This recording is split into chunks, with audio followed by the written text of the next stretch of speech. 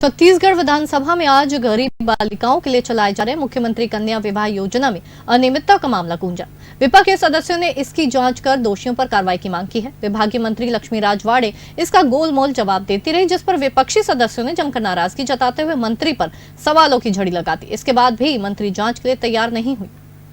कांग्रेस विधायक संदीप साहू ने प्रश्नकाल में पूछा कि बलौदाबाजार, भाटापारा और रायपुर जेल में वर्ष 2022 से फरवरी 2025 तक मुख्यमंत्री कन्या विवाह योजना के तहत में कितने जोड़ों की शादी हुई है, विवाहित जोड़ों को कितनी राशि का उपहार दिया गया और उनकी खरीदी कहां से हुई। कांग्रेस विधायक ने इस योजना में भ्रष्टाचार का आरोप लगाते हुए बताया है कि बालोद जिले में 16 जोड़ों का विवाह हुआ है, जिसका सरकारी खर्च 37 लाख बताया गया है, जबकि नियमानुसार प्रति जोड़ा 50,000 खर्च करने का प्रावधान है।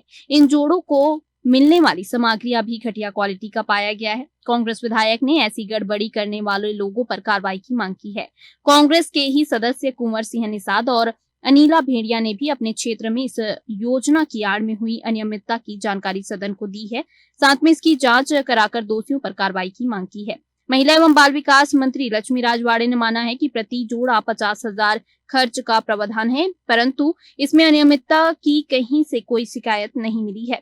शिकायत मिलने पर जांच कराई जाएगी। विपक्षी विधायक सदन में मंत्री द्वारा जांच की घोषणा करने का आग्रह करते रहे और इसी बीच स्पीकर डॉक्टर रमन सिंह ने प्रश्नकाल खत्म होने की घोषणा कर दी, जिससे विपक्ष अपने प्रयास में सफल नहीं हो पाए। बिल्कुल शादी घोटाला हुआ है। आज मेरा सवाल था माननीय मंत्री जी से कि निविदा में वो कौन कौन से सामान वो जोड़ों को देते हैं और जोड़ों को कितनी राशि शासन के द्वारा प्राप्त होती है। तो उन्होंने यहाँ पे बताया कि 50,000 रुपये जोड़ा शासन से उनको प्रदाय किया जाता है और कुछ सामग्री निविदा से और कुछ सामग्री बिना निविदा के खरीदी जाती। तो मैंने मंत्री जी से यही सवाल किया कि जो बिना निविदा के जो सामग्री खरीदी जाती है वो बहुत ही स्तरहीन, घटिया होती है, वो बिल्कुल जाँच कराना चाहिए, क्योंकि जिन जोड़ों को दे रहे हैं और उनका विवाह है और किसी के परिवार में जब हम गिफ्ट के रूप में दे रहे हैं, सरकार की तरफ से दे रहे हैं, तो वो कहीं ना कहीं उसका स्तर अच्छा होना चाहिए और उपयोग में लाने लायक होना चाहिए। बिल्कुल स्तरहीन सामान दे रहे हैं। लेकिन जो मंत्री जी का जवाब आया कि उसमें मुझे शिकायत नहीं मिला, मैंने बोला कि मेरा शिकायत अभी विधानसभा में ही दर्ज कर लिया जाए। हाँ, 2024 का ये आंकड़ा है। 50,000 खर्च होते हैं, 8,000 रुपये विवाह के आयोजन में, 7,000 रुपये कुछ सामग्री देते हैं और 35,000 सीधा जो लाभार्थी हैं, जो शादी के जोड़े, उनके खाते में जाता है। लेकिन जब हमने शासन के दिए हुए आंकड़े का मिलान किया तो स्पष्ट अंतर आया। केवल एक फिगर सही आया है, जो केवल गुरूर में जो हुआ 36 जोड़े की शादी, उसमें 18 लाख एकदम एग्जैक्ट का। लेकिन 16 जोड़े जब बालोद में शादी हुई उसमें 8 लाख आना चाहिए, उसमें आ रहा है 33,50,000 रुपये का खर्च। और उसके बाद गुंडरदेव 66 जोड़े की शादी आती है, उसमें खर्च आता है 24 लाख, मतलब ये 33 लाख। इसमें 9 लाख का अंतर, ऊपर वाले में 25 लाख का अंतर। वैसे डोंडी लोहारा में भी 7 लाख का अंतर और डोंडी में प्रॉपर 12 लाख। ये लगभग 53 लाख रुपए का अंतर केवल बालोद जिला में आए।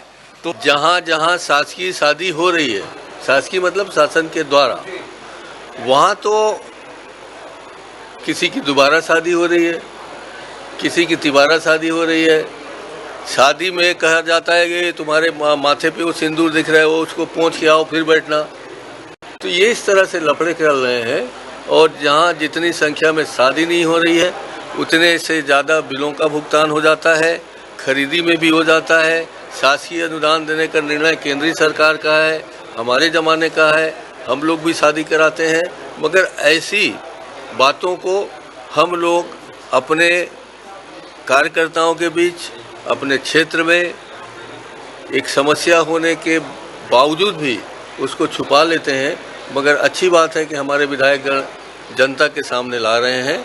इस शादी विवाह के मामले में पूरी तरीके से सरकार के निचले स्तर के अधिकारी, कर्मचारी सब लिप्त हैं। बालोद में एक बड़ा विषय है जिसमें लगभग 36 लाख, शायद 16 जोड़ों को शादी करने में 36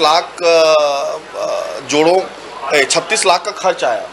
जबकि मंत्री जी स्वयं इस बात को उत्तर देते हैं कि एक जोड़े के पीछे हम 50,000 की खर्च करते हैं। तो 16 में हो गया 8 लाख। 8 लाख के बजाय 36 लाख का ये कैसे हो गया? ये एक बड़ा घोटाला है अपने आप में। ये उसी तरह का घोटाला है जैसे उच्च शिक्षा विभाग में एक बाबू 6 लाख का पेट्रोल का पैसा निकाल लेता है, आहरण कर लेता है। इसी तरह से शादी में भी 8 लाख के बजाय 36 लाख का आहरण कर लिया गया।